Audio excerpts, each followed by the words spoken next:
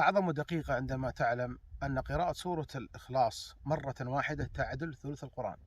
أعظم دقيقة عندما تعلم أن من قرأ آخر آيتين من سورة البقرة في ليلة كفتاه. أعظم دقيقة عندما تعلم أن من قرأ آية الكرسي بعد كل صلاة لم يمنعه من دخول الجنة إلا أن يموت.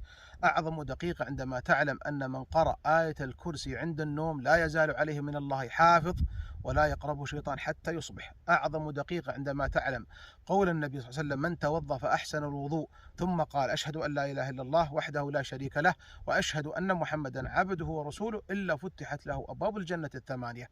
أعظم دقيقة عندما تعلم أن من قال سبحان الله وبحمده 100 مرة غفرت ذنوبه وإن كانت مثل زبد البحر. أعظم دقيقة عندما تعلم قول النبي صلى الله عليه وسلم: من دل على خير فله مثل أجر فاعله. فانشر الخير للغير، ووالله لأن يهدي الله بك رجلا واحدا خير لك من حمر النعم. اللهم فقهني وأخواني في الدين، وزدنا علما وخشية يا رب العالمين.